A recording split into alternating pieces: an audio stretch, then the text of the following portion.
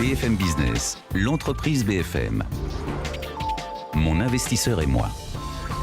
Et notre couple aujourd'hui est composé de Julien Jérémy, le CEO de Hardloop, et de Laurent Foiry, partners, Arnaud, chez Spring Invest. Qui sont-ils l'un et l'autre ? Alors, notre binôme, il est donc constitué côté entrepreneur du dirigeant d'une jeune entreprise, lancée en 2015, je parle sous votre contrôle, Julien, et qui propose un portail aux passionnés de ce qu'on appelle aujourd'hui le outdoor, les loisirs de plein air, qui peuvent ainsi trouver aussi bien une gamme de séjours pour satisfaire leurs rêves les plus fous, mais aussi les équipements dont ils ont besoin pour aller au bout de leurs projets et de leurs envies. Alors, son investisseur, lui, il représente un fonds dont les montants gérés sont de 50 millions d'euros, je parle également sous votre contrôle, Laurent, qui se concentre sur, je cite, les entreprises innovantes contribuant à la transformation du secteur de la distribution, notamment ce que l'on appelle désormais la retail tech, que Spring Invest veut à la fois aider à se développer commercialement et à se structurer aussi en termes d'organisation. C'est l'un des points forts de votre ligne, de votre stratégie d'investissement. Et on va voir comment, ensemble, ils veulent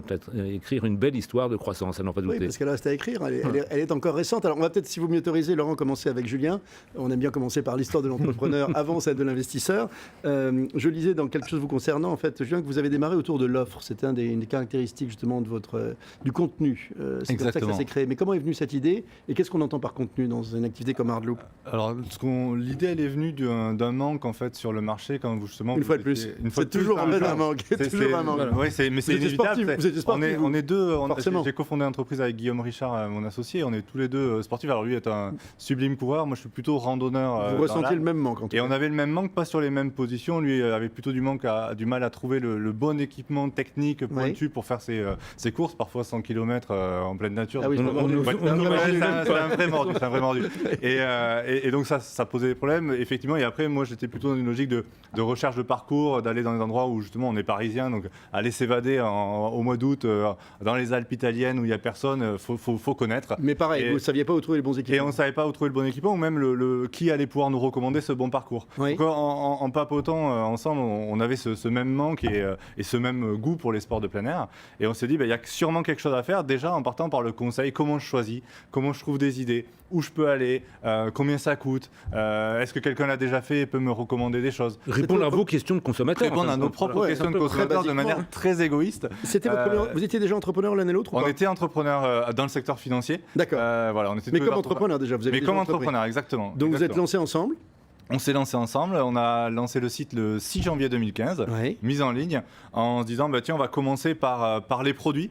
Déjà par amener l'offre qui est pas simple à trouver quand on cherche du produit technique sur ces sports-là, que ça soit un piolet, que ça soit un sac à dos de 80 litres pour faire un très long trek, des crampons, enfin des choses parfois. Mais ça c'est pas référencé partout. C'est pas référencé partout, mais même dès que vous cherchez une simple tente un petit peu plus qualitative que ce que vous pouvez trouver dans le commerce traditionnel, c'est déjà pas si simple. Et surtout, qu'est-ce qui justifie que cette tente-là coûte 400 € si à côté j'en ai une à 40 €? Parfois on ne sait pas, donc on a besoin de conseils tout simplement. Dès le départ, vous avez besoin d'argent parce que le fonds est venu très tôt par rapport à une aventure de cette nature. Le fonds est arrivé assez tôt, effectivement. Alors nous, vous en étiez où quand Laurent est arrivé dans votre vie ? On s'est rencontrés avec Laurent, on avait 6 mois d'existence. Il y avait déjà du chiffre d'affaires ? Il y avait déjà du chiffre d'affaires, on a eu du chiffre d'affaires. Très peu, Laurent, très peu. Ça, c'est l'investisseur, il est dans son rôle. Non, mais c'est important parce que certains investisseurs ne vont que quand il y a déjà du chiffre d'affaires, d'autres quand il y en a un petit peu. Il y en avait, mais il était un chouïa. Après, il progressait, donc je pense que c'était ce qui a. Vous venez de la finance, donc vous êtes des pragmatiques l'un et l'autre, avec votre associé. Mais en fait, au début, on a amorcé ça avec Guillaume, avec nos propres fonds. On a regardé si la mayonnaise prenait. Et justement, on a commencé très tôt à ajouter du contenu, au-delà des simples produits à vendre, à ajouter du contenu. On s'est rendu compte que ça avait un effet vertueux, que ça faisait venir du monde sur le site de plus en plus régulièrement. Bien sûr. Ce qui pesait quelques pourcents du trafic, très vite a dépassé plus de la moitié du trafic. Un début de viralité. Un début de viralité. Et le gros effet positif de ça, c'est et dont on s'est rendu compte aussi en marchant, c'est que ça avait un coût d'acquisition très faible. Bien sûr. C'est-à-dire que vous construisez un actif, les gens viennent, comment choisir ? La magie des réseaux sociaux dans un business comme le vôtre. Laurent, comment s'est fait la rencontre et qu'est-ce qui vous a séduit dans une entreprise qui avait peu de chiffre d'affaires mais laquelle vous avez cru puisque vous êtes avec lui maintenant ? On se connaissait avec Julien en fait déjà depuis quelques années dans notre vie antérieure. Julien travaillait dans la finance plutôt côté banquier d'affaires et moi j'étais déjà en fonds d'investissement. Ce qui nous a séduit en fait. Ça vous a surpris de le voir faire le pas ? Pas du tout. Pas du tout. Non, pas du tout. Vous saviez qu'il était l'âme d'entrepreneur et de quelqu'un qui voulait développer, donc ça il n'y avait absolument aucune surprise dessus.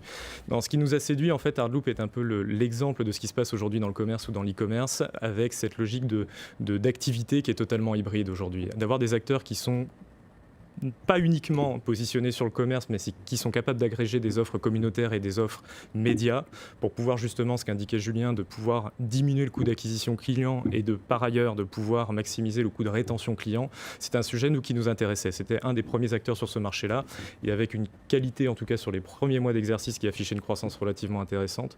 Nous, c'est ça qui nous a intéressés en fait.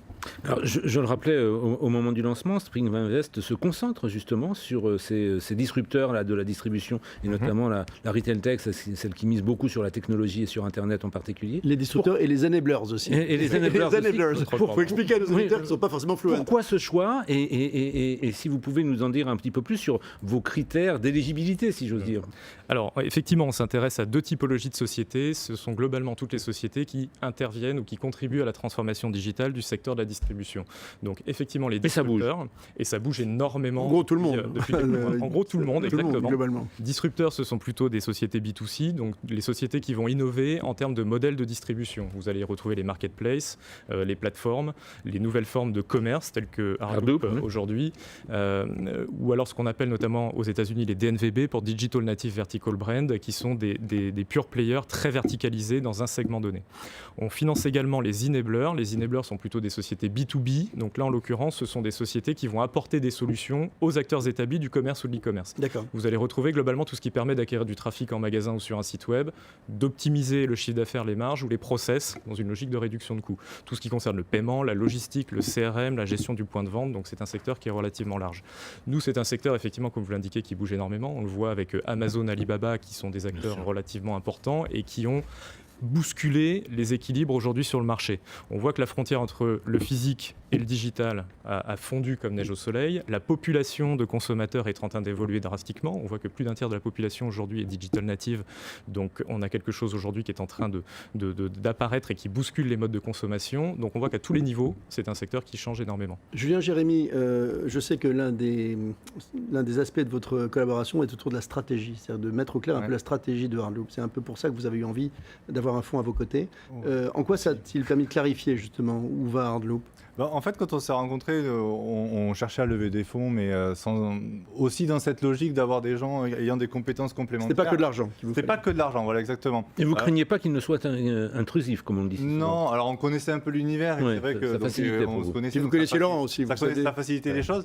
Et effectivement, quand on a commencé à discuter, plus pour leur présenter notre projet, d'ailleurs au début, en se disant ils vont investir chez nous, on s'est rendu compte qu'il y avait quand même beaucoup de choses que eux savaient. Que le fait qu'ils voient le marché en permanence, qu'ils rencontrent des entrepreneurs tous les jours, qu'ils voient des sociétés de la distribution tous les jours, ça leur permettait d'avoir un recul que nous, on n'avait pas forcément parce qu'on a notre vision sur notre propre marché, etc. Et déjà, rien que dans la définition de nos indicateurs clés, ils nous ont beaucoup aidés. Et on s'est dit, si rien que là-dessus, ils nous aident à structurer notre pensée, à organiser nos process, on serait bête de s'en passer, et c'est comme ça que les discussions Il n'y a pas eu de divergence stratégique entre vous ? Vous êtes tombés d'accord assez facilement sur les grands axes ? Ouais, parce que j'ai vu pas souvenir qu'on avait... je crois que l'une de vos ambitions, c'est de devenir un acteur européen en 2018. Vous la partagez tous les deux ? Complètement. Oui, pour ça, il faut quoi ? Qu'est-ce qui manque aujourd'hui à Hardloop ? Pas mal de contenu. Il faut continuer justement à densifier ce contenu pour apporter des choses tout simplement à l'internaute. S'il y trouve son intérêt, il vient. S'il vient, il partage. Enfin, les choses sont assez vertueuses. Et donc après, qui dit Europe dit traduction. Donc il faut, c'est bien d'avoir un site en français, mais à un moment donné, il faut les moyens là aussi. Ça limite le développement, on va dire. Exactement. Le but pour nous, c'est de faire venir les Allemands, les Italiens, les Espagnols, qui font du tourisme en France, de les aider. Et qui n'ont pas les mêmes pratiques. Qui font pas les mêmes pratiques, mais qui pratiquent beaucoup chez nous. On est un magnifique terrain de jeu. Enfin, la France, c'est le plus beau terrain de jeu au monde, on peut le dire ici. Mais c'est effectivement un terrain de jeu magnifique. Et l'idée, c'est de dire, on a des guides de haute montagne qui proposent des activités, des séjours. On a des petites agences spécialisées locales dans les Alpes, dans les Pyrénées, qui méritent d'être découvertes. Et que l'allemand, l'italien, l'espagnol, ou l'anglais, ou même demain le japonais, connaît pas et a du mal à trouver. Mettons-les en avant, donnons-leur cette visibilité, traduisons leur contenu, et ça drainera du trafic chez nous aussi. Une toute dernière question, Laurent Foiry, dans les 30 secondes qui nous restent. Vous avez levé 50 millions d'euros, vous nous avez dit que vous vous intéressiez à tout ce qui bouge dans la digitalisation du retail. Les tickets sont de combien en fait aujourd'hui ? On peut venir vous voir en fait quand on est quel type de besoin en fait ? Pour un premier tour, entre 500 000 et 2 à 3 millions d'euros. Capacité de suivre dans la durée jusqu'à 5 à 7 millions d'euros, c'est un peu la feuille de route. Nous, ce qui est important, c'est que les sociétés qu'on finance, il faut qu'on puisse apporter autre chose que de l'argent. Et notamment, on a noué des partenariats avec une trentaine d'acteurs de la distribution. grande distribution spécialisée et acteurs périphériques. L'important, c'est que les sociétés qu'on finance, on puisse favoriser les interactions et les aider à se développer commercialement auprès de ces acteurs. Apparemment, c'est le cas avec Hardloop. Je rappelle, Julien Germy, que vous êtes le CEO fondateur, on peut le dire, cofondateur de Hardloop, et Laurent Foiry, partenaire chez Spring Invest. Tout de suite, un deuxième couple entrepreneur-investisseur.